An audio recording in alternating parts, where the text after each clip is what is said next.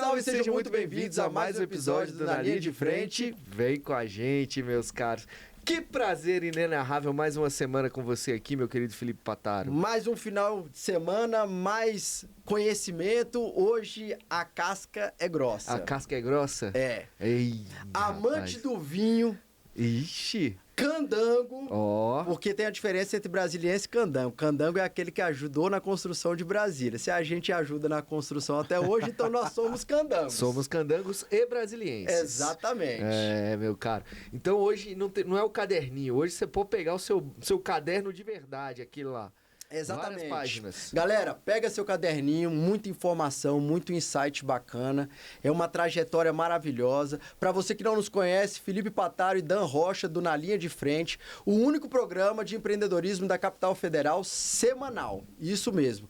Já são mais de 140 programas entre ao vivo e editado e você pode maratonar em todas as plataformas de streaming, YouTube, Spotify, Deezer, Apple Music. Alexa, se ela pedir, ela toca? Toca não, ela maratona pra você desde o último episódio até o primeiro, meu filho, porque ela é treinadinha certinho, sacou? Maravilha. Agradecer os nossos apoiadores, Hélio Diff cuidando das madeixas aqui desses dois rapazes. Tô ficando bonito. É, Noman vestindo a gente, agradecer esse apoio, Talk Acessórios, né, com todo o grupo Ligue, né, que é o Ligue Mídia, os painéis de LED. A gente tá espalhado na cidade aí porque ele também, né, cara? Tem o LED Me também. LED Me do Nicolas, Top Troféus, né, do nosso amigo Flávio Rideu, e a Sofital, que abriu as portas aqui pro Na Linha de Frente, né, um destino de negócios. Um destino de negócio. Não podemos esquecer que daqui a pouco, né, chega a hora do almoço, né, cara, começa a bater a fome, daqui a pouco a gente vai pra onde? Nós vamos pra Fogo de Chão. Eu acho que o nosso convidado gosta bastante de lá também. Ah, garoto, tá frequentando lá também. E não menos importante, EI Produções, que é a galera que tá aqui atrás, né, fazendo Tico, tudo isso acontecer. E o monte que é o Leandro que tá lá. É isso aí, chega de enrolação. Vamos pra cima, vamos fazer aquilo, né? Antes de apresentar ali o nosso convidado, né? Por favor. Meu caro, deixa eu te falar. A gente tem aqui, Léo, já falei. Léo, a gente tem aqui a nossa IA, que é muito bem treinada, sabe? A galera que tá do outro lado, os empresários, tem que entender que a IA já é uma realidade. E a gente usa aqui diretamente no nosso programa. Para te apresentar, quem fez a apresentação foi a nossa IA treinadinha. Se a apresentação tiver ruim, é porque foi ela sozinha. Se ela tiver boa, é porque eu meti um temperinho, tá bom? Engenheiro civil e empresário do setor da construção, com mais de 2 décadas de trajetória à frente da Faenge. Iniciou sua jornada empreendedora ainda como funcionário e com disciplina, visão estratégica, entregou seu primeiro prédio em 2004. Hoje, além de comandar a Faenge, atua como presidente da Codecef-DF, vice-presidente da ADM-DF e o diretor da Sinduscon-DF. Não, até cansei, rapaz. Eita! Sendo uma das vozes mais influentes do setor imobiliário no Distrito Federal, senhoras e senhores, Leonardo Ávila. Seja muito bem-vindo, meu nobre. Muito obrigado, Dan. Muito obrigado, Patalo, pela essa oportunidade de estar aqui com vocês hoje nesse programa. Muito obrigado. Nossa, o prazer é Ficou boa a todo nosso. apresentação da IA? Ficou ótima, ficou ótima. Então ela tá bem treinadinha, Mas chega de enrolação mesmo, já se apresenta aí quem é o Léo no Jogo do Bicho aí, pra nossa audiência conhecer um pouquinho você melhor. Bom, o Léo é um empresário formado em engenharia civil, como você já mencionou, com 51 anos de idade, há 25 anos aqui em Brasília, casado com a Xênia, pai do Leonardo Augusto, pai do Henry, filho da dona Dalzira, do seu Vanderlei. Boa. Nascido em Goiânia, estou em Brasília há 25 anos, né? Quando a gente veio para Brasília a trabalho, e aqui estou até hoje. Léo, antes da gente começar aqui o programa, a gente estava conversando, né? Como é que começou a trajetória. Eu, particularmente, fiquei sabendo que você tinha começado como gerente de banco, mas aí eu já vi que é um pouquinho diferente. Como é que foi o início dessa trajetória aqui, quando você chegou em Brasília? Não, quando eu cheguei em Brasília, eu já cheguei como gerente de banco, né? Então, eu vim trabalhando, na época, pelo banco HSBC, né? O HSBC, que depois foi comprado pelo Bradesco, saiu do Brasil, mas que entrou no Brasil através da compra do antigo Banco Bamerindos, né? Então eu já vim para Brasília trabalhando no HSBC. Mas antes de trabalhar no HSBC, eu passei por outras duas empresas antes. Uma construtora, que foi onde eu iniciei minha carreira como engenheiro civil, como funcionário. Depois ingressei nesse mercado corporativo de grandes instituições, fui trabalhar na antiga Brahma, que hoje é a atual Embev, e posteriormente participei do processo de seleção. Enquanto estava na Brahma, participei também do processo de seleção para trainee do HSBC e depois comecei a trajetória no HSBC. E no próprio HSBC, a gente começou a Faenge ali com seus primeiros negócios, ali começando como funcionário do banco. Dentro do banco, você já tinha aberto o CNPJ e aí começou paralelo a isso. Exatamente. Conciliando a vida no banco. Conciliando.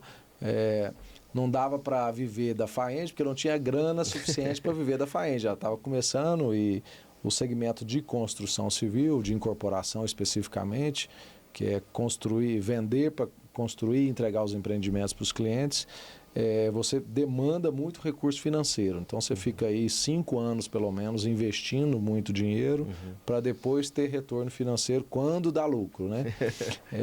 Para voltar o seu dinheiro e ter lucro. Então, não dá para começar sair de funcionário e virar incorporador de uma hora para outra, né? Então, realmente eu fiquei realmente ainda trabalhando de funcionário, dependendo daquele salário para sobreviver, até o dia que deu para sair, que a gente conseguiu juntar um dinheiro na empresa, que a empresa pôde pagar o meu salário. Legal. Ô, Léo, e é bacana você falar isso, porque é a realidade de muitos empresários, né? Assim, eu tô começando a minha carreira aqui também, né? Então, assim, eu trabalhava na Prudential, numa seguradora, né? Ralando ali, fazendo venda porta a porta, mas eu também construí a loja da Biomundo, né, que eu tinha construído para meus pais, inclusive. Então, eu tinha o meu garantido ali fazendo, que hoje é até uma franquia, né, como se fosse um próprio negócio, mas quando eu entrei ainda era meio que contratado, né, e já fazendo um negócio paralelo, e aí eu fui construindo, pegando o know-how das franqueadoras, até o dia que eu construí minha marca própria, e aí eu falei,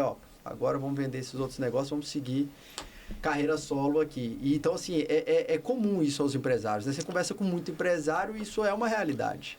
É comum isso e é muito comum o que começa no caminho contrário e sucumbe, né? Então, assim, porque a pessoa achar que ela vai começar um negócio do zero. E a gente sabe que muitas das vezes, né? Então, a taxa de mortalidade... Me lembro a época que eu era gerente de banco, a gente... Já tinha informação. Na época de gerente de banco, a gente não devia abrir conta de empresa com menos de 1 ano. E entre 1 e 3 anos de fundação, só com autorização do diretor do banco. Oi. Ou seja, só depois de 3 anos de empresa que a taxa de mortalidade reduz, né? Aí, agora já posso abrir a conta e dar crédito para essa empresa. Porque o risco é menor. Porque o risco é muito menor. E a maioria das empresas sucumbe realmente antes de 3 anos. A taxa de mortalidade é muito alta. Seja por falta de informação, seja porque está começando um negócio, seja porque não tem capital de giro e a empresa se confunde ali o capital da empresa com o capital dos sócios. E naquele momento que a empresa está precisando de aporte de capital, que é quase sempre assim, no início, né? A empresa quando inicia, muito difícil uma primeira empresa abriu e já começa a dar lucro. Isso é difícil de acontecer, né? A maior parte das empresas no Brasil começa com o sócio tendo que aportar dinheiro. Sim. E aí se o sócio não tem condição de aportar e ela demanda capital de giro, o fracasso é iminente, né? Então, e aí se ele for levantar capital de giro em banco, ainda mais com as taxas praticadas no Brasil e neste momento especificamente, se for pagar juro, ou seja, o negócio já não é tão rentável. Qualquer negócio, via de regra, né? Lícito, pagando todos os impostos no Brasil, não é tão rentável. Boa, lícito, então, lícito, gente. Lícito. Então, se a pessoa for pagar todos os impostos, se remunerar e sem ter uma capacidade de investimento, muitas das vezes realmente vem o fracasso, né? Então, acho que faz parte desse aprendizado, né? A pessoa, ou ela ter realmente ao longo dos anos, trabalhando por conta própria, como autônomo ou eventualmente como empregado, juntar um capital que seja suficiente para ela não só montar o negócio e abrir as portas, mas ter um capital de giro para aguentar pelo menos um ano e meio de portas abertas, precisando aportar sem tirar dinheiro de lá de dentro, né? Então, se dedicando, esforçando, botando seu trabalho lá sem tirar dinheiro de dentro da empresa.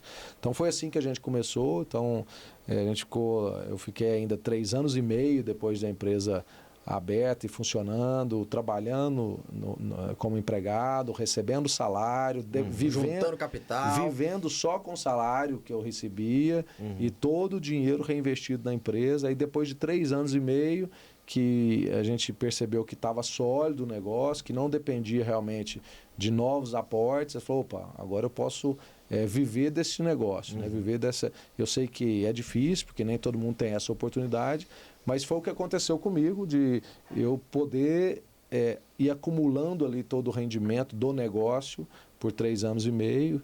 E aí só quando a gente entregou o segundo prédio que eu pedi demissão do banco. Eu falei, agora eu tenho condição de seguir o caminho sem depender de salário, né? E aí é que a empresa começou a me remunerar.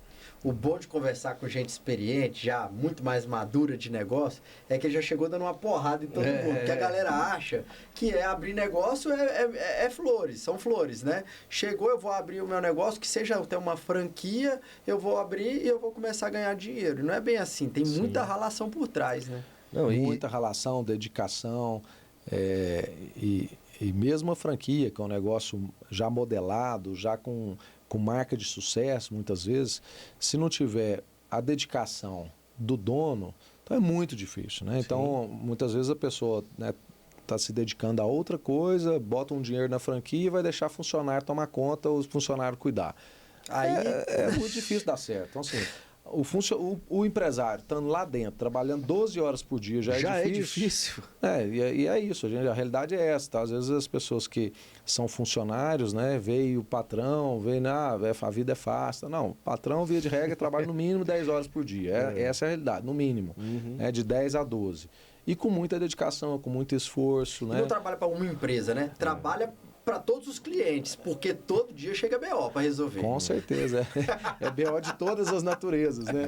De todas as ordens. Mas faz parte. Eu acho que o empresário e as pessoas são moldadas, né, de sucesso para resolver problemas. Sim. E engenheiro, especificamente, é uma das grandes características do engenheiro. Ele é moldado desde a faculdade para ser um solucionador de problemas. Agora, Léo, o gerente de banco, qual foi o insight, qual foi o repertório que você trouxe dessa época que hoje você aplica no seu negócio?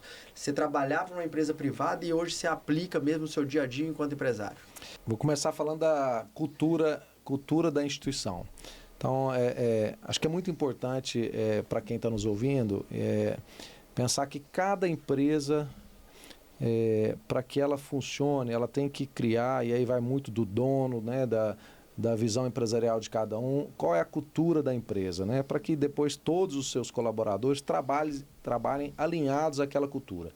E eu trabalhei em 2 instituições financeiras, e não tem problema nenhum eu falar, mas uma era o HSBC e na sequência o Santander me fez uma proposta e me levou para o Santander. 2 instituições com cultura totalmente diferentes no mercado financeiro. Né? Uma... E ambas de sucesso. Ambas de sucesso, mas no Brasil a HSBC não teve sucesso, o Santander teve sucesso. E aí você começa a analisar os cases, o HSBC era o modelo Bank Boston, que quebrou. Que quebrou, ou seja, era muito bom para o cliente, mas não era bom para o acionista. Então, o Santander, ele tenta ser perene, ou seja, dando bons resultados para o acionista. Então, porque se você for muito bom para o cliente, mas não der resultado para o acionista, qualquer que seja o negócio, vai quebrar. Então, assim, e o cliente tem que entender isso. Opa, ele está indo até onde ele consegue dar. Acima daquilo, ele vai levar prejuízo, daqui a pouco eu consigo. Ele vai fechar e não vai me entregar o que eu estou propondo. Seja isso quando você espremeu uma empresa de marcenaria, quando você espremeu um prestador de serviço seu qualquer. Se você espremer demais, ele não vai conseguir te entregar o serviço depois, né? Ou vai quebrar no meio do caminho. Perfeito. Ou vai quebrar no próximo que ele vai entregar, que ele não vai conseguir entregar. Bom, o fato é que O HSBC, aí ele tinha uma visão de, reforma e faz dessas agências lindas, maravilhosas, depois ele vai pensar no lucro que aquela agência ia dar. Então ele enchia de funcionário para atender bem o cliente, fazer tudo maravilhoso, para depois ele ver quanto é que aquela agência ia retornar de resultado. O Santander comprou o antigo Banespa, né, já tinha comprado outra instituição antes, depois comprou o antigo Banespa, ficou funcionando sem reformar. E aí a gente pedia, enquanto gerente, você pedia alguma reforma na agência, alguma melhoria, algum gerente a mais, algum funcionário. Nada. E eles eram categóricos. Lucro primeiro. Depois que der lucro, a gente avalia a reforma da agência, a gente analisa dar mais funcionário. Então era uma visão de, temos que ter resultado para depois a instituição aportar dinheiro de volta. Boa. Então eram duas visões totalmente diferentes e culturas empresariais diferentes, e que está aqui, o Santander hoje é o terceiro maior banco privado do Brasil aí, né, em volume, grande, atrás de Itaú e de Bradesco, e está perene. Né? Começou pequeno, porque hoje já dá bilhões de lucro. Eu lembro que na minha época não dava nem 1 bilhão de lucro no ano, agora dá bilhões, né, de lucro anual. E o HSBC nunca conseguiu ser produtivo, nunca conseguiu dar resultado consistente. Mas era o cliente primeiro, e os funcionários primeiro, e o banco e o acionista por último. Como foi o caso do Bank Boston, que também quebrou. Então, assim, a gente tem que... E aí a cultura empresarial tem que pensar muito nisso. Eu tenho que ir até onde eu consigo oferecer de benefício para o meu cliente, de vantagens, de qualidade de produto, mas tem que receber um valor condizente com o que eu estou entregando, de maneira que eu consiga remunerar todo o meu negócio e que eu dê lucro. Então, acho que esse foi um grande aprendizado que eu vi de duas culturas diferentes, de duas instituições das quais eu trabalhei. A outra anterior era a Brahma, que aí totalmente focado em resultado. Então, sensacional, focado em resultado, né? E remunerando muito bem os seus colaboradores pelo resultado entregue. Mas, ao mesmo tempo, sugando demais os colaboradores. Essa era a visão que eu tinha, né? Sugando demais os colaboradores. É a visão que várias pessoas que me contam também. E aí, lógico, aí tem uma rotatividade alta, tem um turnover alto, porque nem todo mundo aguenta uma pressão constantemente. Então, eu acho que o segredo é saber dosar, né? Então, assim, primeiro você tem que saber qual é a cultura da sua empresa, depois tentar equilibrar, sabendo que, eu tenho que ter um negócio saudável, sustentável, que o meu cliente fique feliz, os meus funcionários fiquem felizes e eu também tenha retorno financeiro. Acho que é uma equação que tem que ser fechada, onde todas as pontas aí ganhem de alguma maneira, né?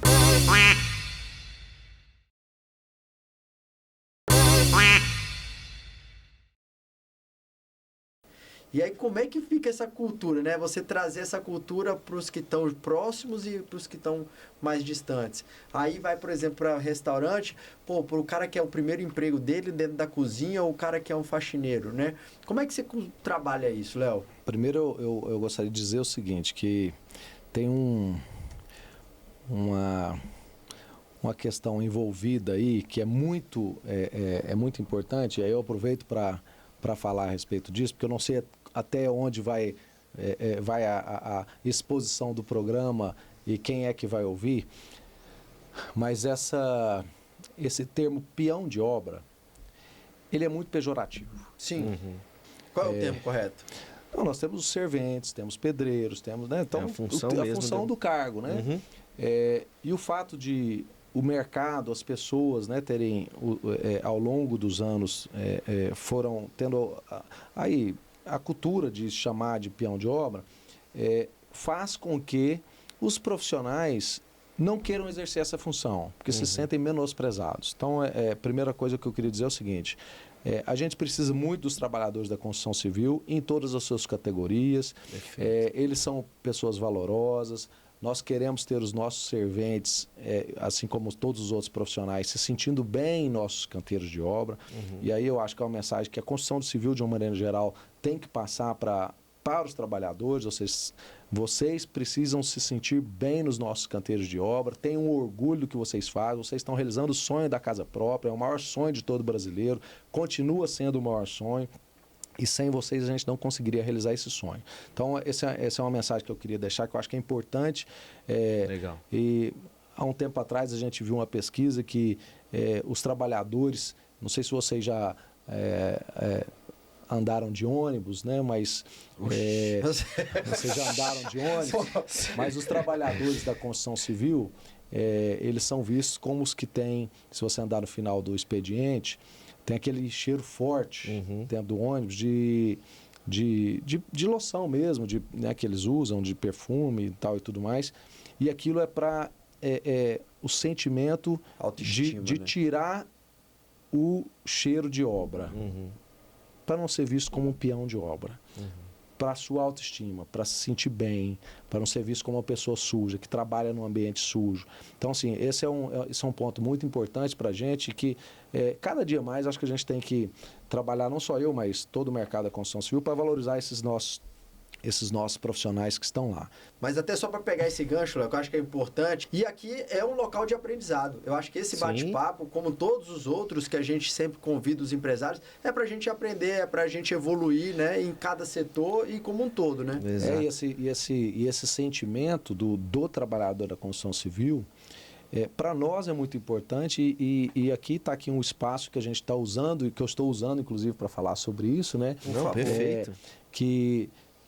Porque se você fizer uma pesquisa hoje na construção civil, ou nas cidades, ou nos locais onde essas famílias estão, muitos não têm ali o orgulho de ser um trabalhador da construção civil, e aí eventualmente acaba que os seus filhos não querem ser trabalhadores da construção civil. E aí o que acontece? Falta mão de obra hoje na construção civil. Por quê? Porque os filhos muitas vezes não sentem o orgulho do pai estar trabalhando naquela profissão, e que é uma profissão super valorosa, que ganha muito bem. Nós temos pedreiros, via de regra, todos eles ganhando mais, os que têm muita produtividade ganhando mais de R$5.000 por mês, ou seja, nós sabemos que tem gente que se forma e está ganhando menos do que R$5.000 por mês. Então, o trabalho técnico é muito valorizado no nosso país e está faltando mão de obra. Então é importante a gente deixar esse recado aqui, para valorizar a mão de obra da construção civil e para que os filhos sigam os caminhos dos pais, se tornem bons profissionais, bons pedreiros, carpinteiros, eletricistas, encanadores, mestres de obra e também engenheiros, né? E também engenheiros. Perfeito. Assim como a gente tem no nosso canteiro de obras, engenheiros que se formaram depois de trabalhar lá, e filhos que se formaram médicos, acho que faz parte. Sim. Agora, nós temos que valorizar todas as atividades, todas as profissões, eu acho que isso é muito importante. Volta para a cultura. E aí voltando para a cultura da empresa, então, quando a empresa inicia a sua atividade, ela vai acabando ali seguindo o caminho do dono, né? A empresa é a cara do dono, né? Então, se é um dono que mais relaxado, a empresa fica mais relaxada. Se é um dono muito cri-cri, a empresa fica mais com cara de cri-cri, né? E tem empresas que são mais... tem o cara de quê, meu Tem empresas que são mais extrovertidas, empresas que são mais fechadas, umas mais... Então, cada um tem seu estilo ali de empresa, que é muito a cara do dono, ou do que o dono direciona para que seja, né? Mas o fato é que a cultura... chega um determinado momento que realmente você precisa... fazer com que essa cultura chegue a todas as linhas de frente do seu negócio, da sua empresa. E você tem que começar pelo nível gerencial, né? Então, assim, todas as empresas, lógico, vão trabalhando seus níveis gerenciais, ou seja, todos aqueles cargos de liderança. Então, começa pelo líder máximo, depois os novos líderes que têm os seus cargos de gerente, supervisor, superintendente, o que seja, começam a internalizar aquela cultura, porque você tem que trabalhar isso internamente, e aí trabalhar internamente é com algum tipo de aprendizado interno, corporativo da própria empresa, ou com algum tipo de consultoria, que existem as várias aí terceirizadas, que atuam dentro das empresas na área de planejamento estratégico e cultura organizacional. E aí o seu nível gerencial começa a levar isso adiante para todos os níveis da empresa. No nosso caso, quando você tem ISO, que é o nosso caso, a gente tem ISO 9001 e tem o PBPQH nível A, que é um programa de qualidade, que são certificados por certificadoras, no nosso caso a Bureau Veritas, que é uma certificadora internacional, acaba que eles fiscalizam, né, fazem essa auditoria nas obras. E aí a gente precisa que essa cultura, ou pelo menos a política da qualidade que é estabelecida e alguns critérios da empresa estejam lá na obra. Muitas vezes ela até pergunta para os funcionários. Então aí a gente tem no capacete do funcionário, tem lá a política da qualidade da empresa, até para o funcionário tirou, ele lê lá um pouquinho, decora, bota de novo, tal, para ele ficar lembrando, né? Então vários cartazes ao longo do canteiro de obras, né, para a pessoa e lendo aquilo e ao longo dos anos, né? Então você é uma mentalidade, é uma mentalidade. Né, que você tem então que... quem chegou na empresa agora, aí você vai treinar, mas aí aos poucos ele vai vendo, né, os demais colaboradores. Tem que ter a estratégia do visual, né? Não tem jeito. Não só o visual, mas aí... como o Léo falou, né, as lideranças mostrando com exemplo, prática, né, com então... prática, né, das coisas, é que a cultura vai sendo absorvida. E aí, por exemplo, tem uma cultura que a gente colocou na última alteração do planejamento estratégico que a gente fez com a Dom Cabral há 2 anos atrás, uma coisa que já era muito forte na minha empresa, e aí quando você faz planejamento estratégico, participa todo o nosso nível gerencial, participa dessa discussão, e aí a gente discutindo quais eram as políticas ali, o que a gente realmente adotava na prática, como política da qualidade da empresa e tal, e aí os próprios gerentes externalizaram uma coisa que já era interna nossa e que todo mundo sabia na empresa, né, que é uma política minha e tal, que era não aceitava desvio de conduta. E aí a gente, não aceitava desvio de conduta. E a gente colocou isso na política da qualidade. Então, lá nos canteiros de obra, dentro do capacete deles, um dos itens que tem é não aceitável desvio de conduta. Então, pessoas que erram, pessoas que precisam eventualmente de ajuda, de colaboração, não conseguiram e tal, isso não dá demissão na empresa, mas desvio de conduta dá demissão. Isso é sabido desde do início da empresa, sempre foi assim, funciona assim, e recentemente o próprio corpo dos nossos gerentes sugeriu colocar isso na política da qualidade, e eu, bacana, vamos colocar. E aí está lá. Um dos itens lá não aceitável. Isso é tão legal que essa semana eu estava conversando sobre os valores da empresa. E aí entre São os sócios, valores inegociáveis. Valores inegociáveis. É aquilo assim, o que eu não admito, o que eu não aceito, o que eu gostaria que fosse, qual é o comportamento que eu tenho para com o outro, que o outro tem que ter comigo e essa reciprocidade entre todos os colaboradores. Enfim, fica a dica, então, aí anotar os valores da empresa, que são inegociáveis. E aí cada empresa tem a sua, e aí vai muito de cada um. Sim, claro. Ô, Léo, e outro ponto que você colocou é o risco de não saber ler um balanço, um balancete, né? Cara, porque assim, vamos pensar nos pequenos e depois a gente vai indo para os grandes. Tem um universo de pessoas que não sabem nem o que é uma DRE, um demonstrativo de resultado de exercício. Né? E quando se fala em balanço de números mais volumosos, então assim, é um absurdo a pessoa, o empresário, ele não ter o conhecimento dos números dele. Porque se você não tem o conhecimento dos dados da sua empresa, você não sabe nem onde você vai chegar, nem onde você vai, você não sabe nada. Fala um pouquinho disso daí, qual é a sua visão diante disso? Até para não deixar o pessoal preocupado demais com isso, então assim, foi uma coisa que eu aprendi, eu tenho conhecimento, mas eu tenho convicção que outros empresários têm outros conhecimentos que eu também não tenho. Então, e a pessoa não vai quebrar por não saber o balanço. Ponto. Ninguém quebra por não conhecer o seu balanço, tá, gente? Então, primeira coisa, então, os empresários, empreendedores que estão começando, tal, ninguém vai quebrar por não conhecer o balanço. É mais uma forma de você analisar a sua empresa, ver os seus indicadores, né? Se você está no caminho certo, qual o seu resultado final, se eventualmente tem coisas lançadas equivocadamente que vão impactar o aspecto tributário da empresa, a redução ou aumento da distribuição de lucro que você vai fazer. Ou seja, tem muito mais a ver com o que você eventualmente pretende para a sua empresa do ponto de vista de expansão, do ponto de vista de captação de crédito junto a banco, né? Porque os bancos vão olhar o balanço da empresa, se o contador está fazendo adequadamente ou não, mas do ponto de vista de análise realmente dos indicadores. Mas não é isso que vai quebrar a empresa. Então, eu tenho um quadro lá na minha sala. Hoje mesmo eu tive uma reunião com outro empresário lá, e aí ele viu o quadro e falou, pô, gostei disso aqui, deixa eu tirar uma foto, vou mandar fazer um, né? Que é o que importa, gente, é o caixa, né? O que importa é o caixa da empresa. Então, para os empreendedores, o balanço pode parecer lindo, pode ser maravilhoso, como era o caso do balanço das Americanas. Estava lindo, maravilhoso, só que a empresa devendo bilhões, né? Mas quem olhava o balanço parecia tudo lindo. Então, o que importa é caixa, né? E o que está escrito nesse quadro lá? Faturamento é ego, balanço é ajustado e o caixa é rei. Então, o balanço, gente, você ajusta com o seu contador, você pede ele para ajustar para o que você quer, para fazer a empresa dar lucro no balanço. como aconteceu, eu acabei de citar o caso das Americanas, né? Então, assim, o balanço é ajustado. Então, os números da empresa podem ser ajustados. O faturamento é ego. Então, não adianta você ter um faturamento de 10 milhões e o balanço te dando resultado de 3 milhões de lucro se você está com caixa negativo devendo no banco. Isso não fecha a conta. Não fecha a conta, está errado. Ninguém quebra por prejuízo. Se você tiver dinheiro em caixa para bancar o prejuízo naquele ano, você não quebra. Agora, se não tiver caixa, deu prejuízo, tem uma tendência de quebrar. Então, assim, por isso que caixa é rei. Ou seja, por mais que o negócio esteja indo bem, você tem que preservar a caixa sempre. Né? Tem que preservar a caixa sempre. Essa é a lógica.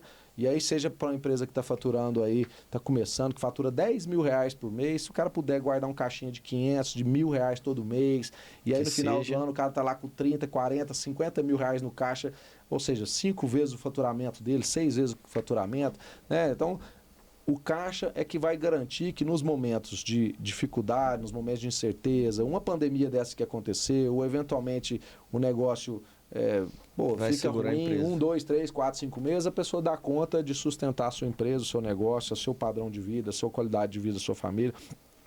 Então, caixa é rei, faturamento é ego. Não adianta faturar muito e o negócio dá prejuízo. Não adianta faturar. Teve o caso do André Gustavo, da Pizza Hut. Não sei se você conhece ele até foi agora lá foi para os Estados Unidos. Foi para os Estados Unidos.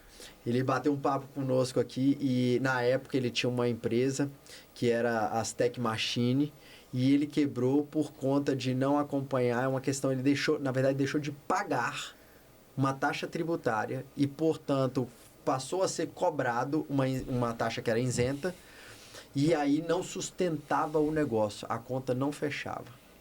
Então, assim, esse quadro para mim, eu até anotei aqui, vou fazer um para mim também, mas a importância de analisar e ter o conhecimento da sua empresa, porque às vezes é uma coisa que pode Sim, aí nesse caso levar você conhecer toda a parte de regulação tributária, conhecer a parte dos aspectos, dos riscos jurídicos do negócio, né, as mudanças de legislação. Estamos agora passando por um momento de reforma tributária. Está todo mundo aí de cabelo em pé para ver quais são as alterações e ver o que vai acontecer, como é que vai ser a fase de transição, quando é que começa, como é que você vai lidar com 2 sistemas nessa fase de transição, qual o impacto que isso vai ter nos caixas das empresas, no faturamento, nos impostos. Ou seja, é uma caixa preta ainda que está todo mundo tentando descobrir, mas que na composição de custo da empresa ele já tem que ficar de olho e avaliar, opa, o que eu vou ter de custo realmente agora? Como é que eu vou adaptar isso no meu caixa? E prevenir é melhor do que remediar. Então... Principalmente para o mal pagador, né, meu filho? Ele vai sofrer. E pensar que é o seguinte, tem que preservar a caixa. E a gente sabe, muitas vezes, né, você tem empresas que estão repactuando impostos. Né? Então, e aí cada um sabe onde o calo aperta. Cada empreendedor sabe onde o calo aperta. E, eventualmente, para não deixar de pagar folha de pagamento, pagar fornecedor, não pagar suas despesas pessoais, um empresário vai deixar de pagar os impostos. Porque ele sabe que mais cedo ou mais tarde, né, vai ter uma possibilidade de renegociação e ele vai poder repactuar no momento que ele estiver melhor, que cresceu o faturamento, né? E aí é de cada um. E aí ele tem que fazer isso para preservar o caixa da empresa. Claro. Porque se ele ficar zerado, aí no mês que vem ele não consegue bancar os custos dele e ele vai ter que fechar a empresa. Então, assim, tem que preservar a caixa. Isso é muito importante sempre que possível. E se vê que a empresa está indo para o brejo, né? Ele, vou fechar daqui a 3 meses. Se ele vai ficar lá, vou ficar com as portas abertas esperando, está dando prejuízo todo mês, esperando, ele vai queimar o caixa, daqui a pouco ele não tem mais caixa. Ele vai fechar a empresa e vai ficar sem caixa. Fecha com caixa aqui, pelo menos. Fecha com caixa. Você está vendo que o negócio está ruim? Postei num negócio que não deu certo. O melhor prejuízo é o primeiro que você realiza. Ponto. O negócio vai dar prejuízo ou está dando prejuízo? Realize logo. Então, essa frase, o melhor prejuízo é o primeiro que você realiza. Ou seja, se está dando prejuízo, realiza logo. O negócio está ruim, não insiste. Se o negócio está ruim, você viu que realmente é ruim e que vai ser difícil de virar, se você tem a convicção que não vai conseguir virar... Tira a paixão do coração. Tira a paixão, tira a emoção e fala, vou realizar aqui o prejuízo de 50 mil, de 100 mil, de 1 milhão, realiza o prejuízo e vai para o próximo. Preserva o caixa que você tem e vai para o próximo negócio. Empreendedor é assim. Isso é a mentalidade empreendedora, total. Eu queria levantar um ponto, inclusive nessa questão do caixa aí que você falou, porque a gente também teve um convidado aqui, o nosso Daniel Rangel, né? que falou sobre... Vulgo rato, que falou sobre usar o dinheiro, né, de banco, instituição, para você fazer um investimento dentro da tua empresa. Eu quero saber a tua visão e até começar a entrar, né, porque a gente nem falou do ramo imobiliário aqui. Falamos um monte aqui. Não, já. Falamos de empresa, falamos mais, né, do mercado imobiliário, né? Deve ter alguém querendo virar uma construtora, aí não é possível. Pega o caixa da empresa para fazer os investimentos ou o caixa ele é uma reserva intocável que fica lá para se acontecer algo, né? Melhor você dinheiro utilizar. próprio ou dinheiro de terceiro? Bom, aí cada negócio é um negócio. Não dá pra gente cravar essa resposta. Né? Vocês usam o dinheiro do caixa para investimento na empresa? Depende do momento. Não, depende. Pois é, você vai ter que sempre analisar, porque você vai analisar o momento e o fluxo no médio e longo prazo. Né? Então, se não dá para você analisar aquele momento especificamente, você tem que analisar realmente numa curva de médio e longo prazo, avaliar as consequências no médio e longo prazo, porque eventualmente você pode usar naquele momento, porque seu fluxo de caixa para os próximos meses é superavitário. Então, você vai recompor o caixa. Então, eu posso usar aqui porque eu estou vendo aqui no meu fluxo de caixa que eu vou ter recomposição de recebíveis que eu tenho nos próximos meses e tal. Vai voltar nos próximos 12 meses o caixa vai estar superavitário, o fluxo de caixa da empresa. Então vai voltar. Então eu posso gastar parte do meu caixa. Eventualmente, se acontecer o oposto, eu estou vendo aqui que o fluxo de caixa nos próximos 12, 18, 24 meses é um fluxo de caixa negativo. Eu vou estar aportando nos nossos empreendimentos. Vale a pena eu fazer um novo investimento? Muitas vezes vai falar, vale a pena porque o negócio é bom, eu preciso ganhar share, vai reduzir meu custo administrativo, vou aumentar faturamento. Mas não posso pegar do caixa, vou fazer com recurso de banco. Mas o recurso de banco está numa taxa que é compatível com a rentabilidade do meu negócio? Hoje, os bancos, via de regra, com Selic a 15, os bancos, se a empresa for muito boa, faz com Selic, com CDI mais 3. Empresa grande, muito boa, que dá um monte de garantia, vai fazer em CDI mais 3. Nós estamos falando de 18% ao ano. Mas as empresas normais, médias, vão pegar CDI mais 10. Nós estamos falando de 25% ao ano. Isso é uma taxa exageradamente alta. Tem que pensar. E aí é o seguinte, vale a pena eu recorrer a investimento de banco, de instituição financeira, nessas taxas para montar o meu negócio? Vale. Então tem que realmente ver o plano de negócio e ver essa rentabilidade. Então, assim, é muito difícil hoje você ter um negócio que dá mais de 25% de rentabilidade ao ano no negócio. Né? Então, você vai, vale a pena eu investir ou vale a pena eu ficar quieto, não investir nesse momento, preservo o caixa, não pago o juro de banco, não cresço, mas manter o meu negócio que está sadio hoje e num próximo momento, numa próxima janela de oportunidade, com taxa menor, eu reinvisto. Então, acho que essa resposta é o ego aí, que volta também, querer crescer. Então, assim, já viu vários exemplos aí de pessoas que quiseram crescer, vai crescendo e depois não dá conta de pagar as suas contas. Né? Então, assim, acho que é o momento, e quando você assume dívida, então, de médio e longo prazo, que é o normal, e que são dívidas atreladas à Selic. Né? Então, eu vou citar, eu tive um caso de um empreendimento lá em Águas Claras, que a gente fez um financiamento no Banco Itaú, quando o Selic estava a 7, 8, acho que 8, no começo do governo Dilma. E aí era Selic mais alguma coisa, né? Era CDI mais alguma coisa. E aí, de repente, a Selic foi a 16. Né? Alguma coisa assim, ou 15, 14, alguma coisa assim, que foi naquela época de 2016, na crise, né? Sei que a taxa de juros foi a 20, só que quando eu peguei estava numa condição boa, só que você pega no médio e longo prazo. Aí você fica naquela agonia, porque o negócio não dá aquela rentabilidade, ou seja, vira prejuízo.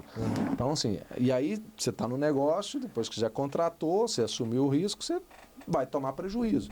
Então, essa é uma equação que eu tenho muito cuidado e aí acho que não dá mais no país que vivemos. E não dá pra gente cravar, é melhor tomar dinheiro emprestado, é melhor usar o seu. Assim, vai depender muito do seu momento, vai depender do seu fluxo de caixa, vai depender do negócio, da rentabilidade do negócio, do plano de negócios. O que ele vai te trazer além da rentabilidade, porque eventualmente traz share, traz a não possibilidade de um concorrente entrar naquele negócio e você garantir a sua perenidade. Né? Então, tem uma série de coisas que você tem que analisar.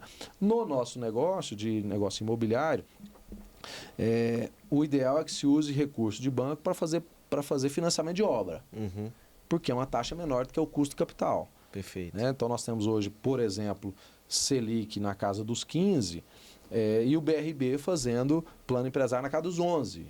Então, neste caso, ao invés de você usar o seu dinheiro, que pode render 15, você usar o do BRB, né, que está fomentando o mercado do Distrito Federal, que, por sinal, tem mais de 90% do mercado do Distrito Federal na área de financiamento imobiliário das construtoras, né? E ele está fomentando o negócio, gerando emprego no Distrito Federal com uma taxa que é uma taxa atrativa para as empresas. Então, se as empresas tivessem que contratar a mercado, não teríamos as obras que nós temos hoje em Brasília. Só são saudáveis, só são possíveis de serem feitas graças aos recursos que o BRB, Banco de Brasília, nosso presidente Paulo Henrique Costa, dar um abraço tem permitido que o mercado imobiliário tenha. Se não fosse isso, não existiriam as construções, as entregas de moradias para a população do Distrito Federal. Isso tem que ser dito. Então, o mercado imobiliário hoje não tem rentabilidade suficiente para pagar a Selic de taxa de financiamento. Legal. As empresas dariam prejuízo. Agora, você imagina pegar a Selic mais alguma coisa. Se você pegar a Selic já dá prejuízo, né, a 15, e ninguém vai te emprestar a 15, que se ele deixa lá, pode emprestar para o Tesouro, que não tem risco. Quem é que vai emprestar para uma empresa pelo mesmo valor, pela mesma taxa que se empresta para o próprio governo? Aí cada empresário vai fazer a análise, mas o que importa é o seguinte, contrair dívida tem que pensar muitas vezes. Sem dúvida.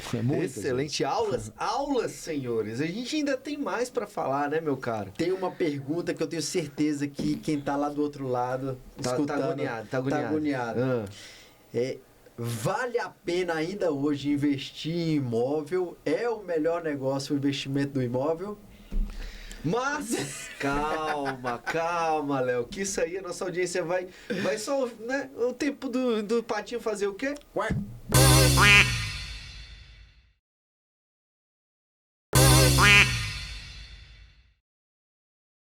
E voltamos, senhores! Mais um dia especial. Quem não pegou o caderninho aí, né? Ó, o meu tá cheio de anotação. Vai ter um monte de plaquinha e vai ter lá assim, ó, Faenge embaixo. Tal, ó. Não, faturamento é ego, balanço é ajustado e resultado, ou melhor, caixa é rei. Meu caro, excelente. A pergunta aí que a nossa audiência está, né, se coçando lá para saber, vale a pena ou não ainda investir no mercado imobiliário de Brasília? Mercado imobiliário.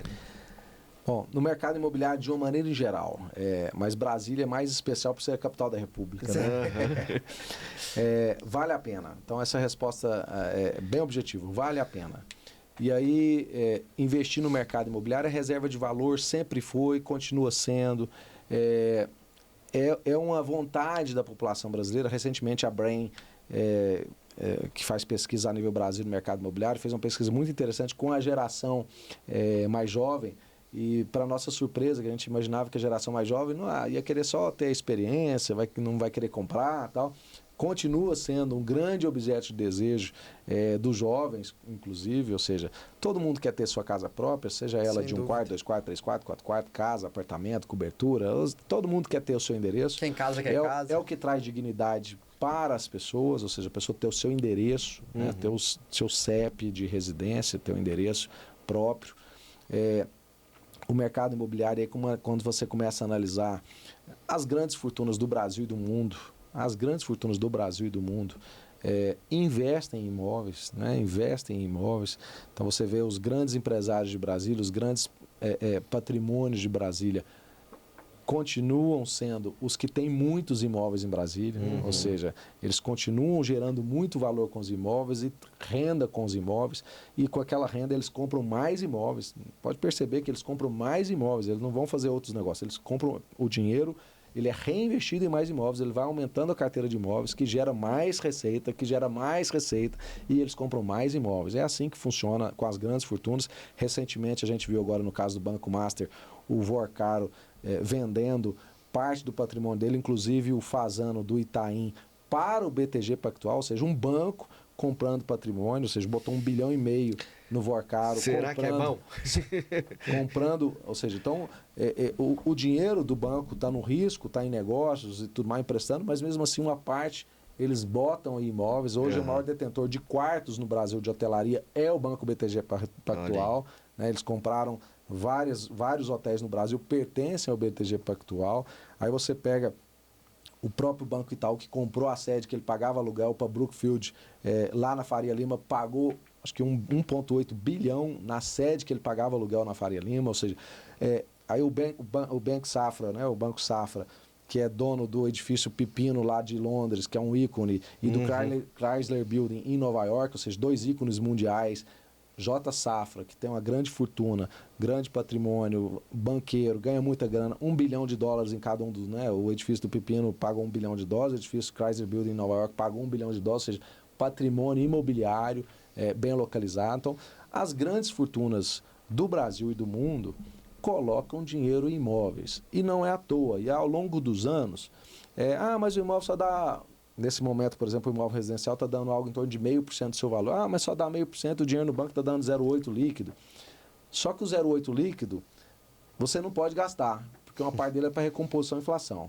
O 0,5% do aluguel, você pode gastar ele porque o próprio imóvel recompõe a inflação com o seu patrimônio. Então, se você vai ter um imóvel, seja em Águas Claras, Samambaia, Sudoeste, Ceilândia, Noroeste, Parque Sul, você vai ter um imóvel que vai estar sempre valorizando, e é uma reserva de patrimônio, reserva de valor. Para quem tem seu primeiro imóvel, ele é preservado do ponto de vista de leilão, por exemplo, de dívidas judiciais. Ou seja, se você não deu ele em garantia, ele é o único bem de família. Ele é preservado, a lei brasileira garante isso, ele não pode tocar naquele patrimônio seu, onde sua família mora.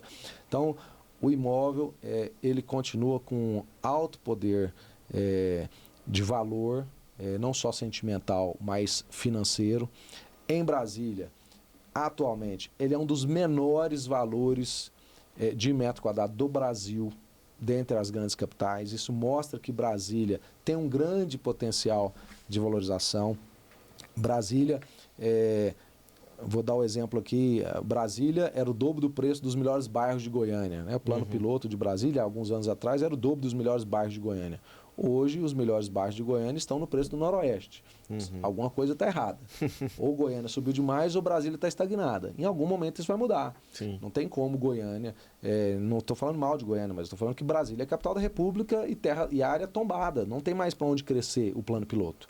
O último bairro do plano piloto é o Noroeste. Então, assim, não tem outra área no plano piloto, né? Então, assim, o plano piloto é tombado. É uma região tombada e a região que mais... recebe pessoas do Brasil todo, que tem a maior taxa de crescimento é Brasília. Então, Brasília, todas as suas cidades, né, todos os seus bairros, né, suas cidades satélites, seja Ceilândia, seja Samambaia, seja Águas Claras, Guará, todos têm um grande potencial de valorização, porque todos estão muito baratos. Aí você tem prédios em Vitória sendo vendidos a R$30 mil o metro quadrado, você tem Belo Horizonte já atingindo R$30 mil o metro quadrado, você tem São Paulo vendendo entre 50 e 80 mil reais o metro quadrado, você tem o Rio de Janeiro vendendo de 50 a 100 mil reais o metro quadrado, você tem Balneário Camboriú vendendo de 50 a 100 mil reais o metro quadrado, e Brasília vendendo entre 15 e 20. Ou seja, tem alguma coisa errada. Nós estamos no plano piloto, a maior renda per capita do país, uma região tombada, que não tem mais para onde crescer, que não tem outros bairros. Isso aqui, mais cedo ou mais tarde, vai no mínimo dobrar de preço. Vai no mínimo dobrar de preço. E eu acredito muito nisso. E a oferta de imóveis nesses bairros está cada dia reduzindo. Então, quem comprou. Daqui a pouco não vai ter mais. Então, o que vai acontecer? Subir preço. E o mercado continua resiliente, mesmo com taxa de juros a 15. Você imagina quando a taxa voltar para casa dos 10. O volume de pessoas que vão ser inseridas novamente com suas parcelas de crédito de prestação para que os bancos as financiem. Para cada 1% de taxa de juros, nós tiramos 1 milhão de pessoas de financiamento dos bancos. Então, essa é a conta da Câmara Brasileira da Indústria da Construção Civil. Cada 1% de aumento da taxa de juros tira 1 milhão de pessoas da possibilidade de comprar imóveis. Caramba! Né? Então, no Brasil, né? No Brasil. Então, funciona para todos os lugares. Então, porque os bancos têm um comprometimento de renda de 30% da renda do trabalhador. Se ele está ali com a renda dele, a prestação está dando ali 35%, 40% da renda, o banco não empresta. Daqui a pouco, quando as taxas de juros caírem, que existe uma perspectiva a partir do primeiro semestre do ano que vem. Tem uma discussão ainda se vai ser no final do ano, vai ser no primeiro semestre, mas o cenário é que vai ter uma redução de juros, mais cedo ou mais tarde, né? Nós estamos no pico. Em ano de eleição. E aí você imagina o que pode vir a acontecer numa procura maior de imóveis com os preços. Então, sim, o mercado está muito resiliente. Nós fizemos um lançamento em Águas Claras há 2 semanas atrás e vendemos praticamente 30% do empreendimento no final de semana. Então, assim, é um volume de procura muito grande, pessoas encontrando ali o seu imóvel que elas gostariam de comprar. Então, assim, existe comprador, existe as pessoas que estão procurando e mesmo com taxa de 15% ao ano. Então, assim, existe uma perspectiva de melhora para o cenário de mercado imobiliário. Bom, então, só fico feliz com essas informações, né?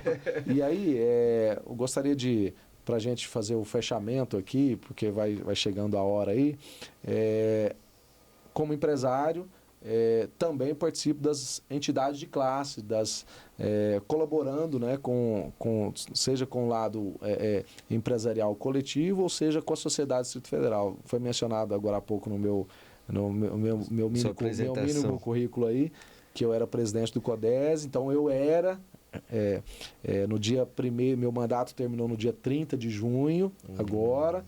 Recente, e no dia 1º de julho foi a posse do novo presidente, o amigo Dionísio Clavidianos, também engenheiro civil, ex-presidente do Sinduscom, que hoje assumiu essa posição importantíssima para nós aqui no Distrito Federal, que é o CODES, o Conselho de Desenvolvimento Econômico Sustentável e Estratégico do Distrito Federal, que é uma entidade da sociedade civil, cuja proposta é elaborar propostas, ações, metas de políticas públicas para o governo do Distrito Federal para melhorar a qualidade de vida da nossa população. E isso tem sido feito.